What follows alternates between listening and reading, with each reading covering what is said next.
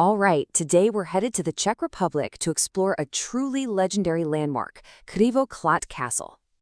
Now, you don't often hear those three things, a fortress, a royal home, and a movie star, all used to describe the same place, right? But ivokla Castle, it wears all those hats, and then some. This place is absolutely steeped in history, it's just brimming with secrets, and you know what? It's probably a lot more familiar than you think, even if you've never heard its name. So that's the big question, isn't it? How can one castle be all of that at once? Well, that's exactly what we're going to unpack. To really get a grip on what this place is today, we've got to take a journey back, way back, and see how this incredible structure was literally forged by time.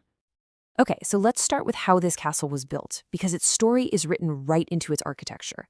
I mean, the very stones of Krivoklot tell you everything you need to know about changing styles, different purposes, and clashing eras. It's like a living museum of design. So the castle kind of has this split personality. When you see it from the outside, you get this massive, imposing Gothic revival vibe. We're talking classic pointed arches, super strong defensive walls. The whole thing is designed to make you feel small. But then you step inside and bam, you're suddenly in the middle of the lavish Baroque period. It's all about these grand, sweeping arches and ornate staircases that are pure drama and splendor. It's just this incredible clash of styles. And the story of its design goes even deeper than that. If you look closely, you can spot some Romanesque touches in its facades. And get this, the walls are an incredible 10 meters thick.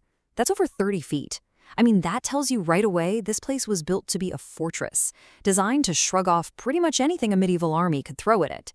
And its foundations? They're even older, built right on top of an ancient Celtic settlement. Okay, so that's the architecture. Now let's journey through the ages and look at the history itself.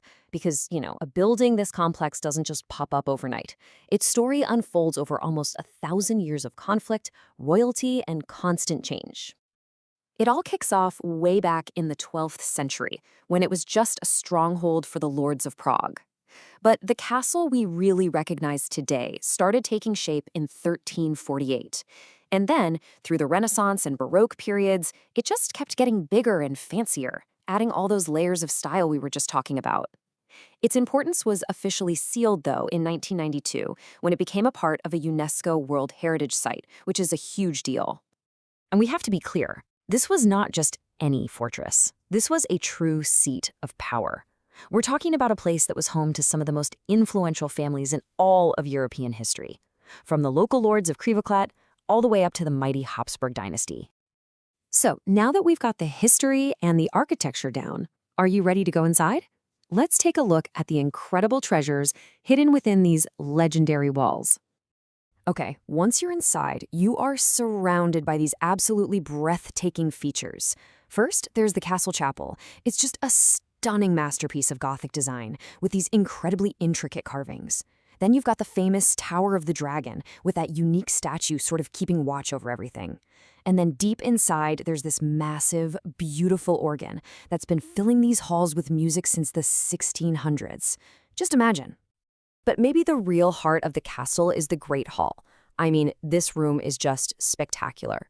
With its super high ceilings and all the ornate decorations, it was clearly designed to do one thing: impress.